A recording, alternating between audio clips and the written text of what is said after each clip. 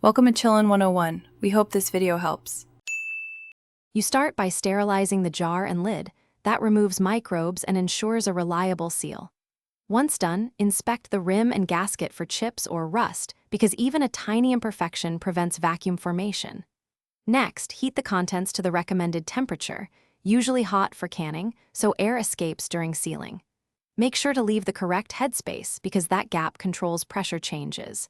You're now ready to fill, wipe the rim clean, and position the lid evenly. Don't rush this alignment. You tighten the lid fingertip tight so air can still escape as the jar processes.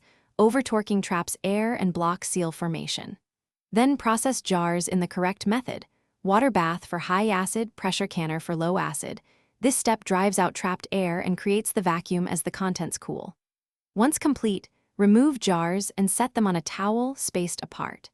Make sure to let them cool undisturbed for 12 to 24 hours, because sudden movement or cooling can break the forming seal. You finish by checking each lid center. If it's concave and doesn't flex when pressed, you have a vacuum seal. The audible pop during cooling is a good sign, but press testing is definitive.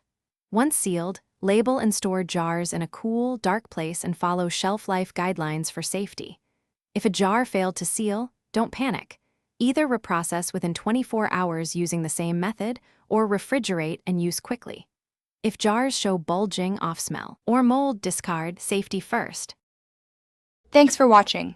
Consider subscribing if we helped you.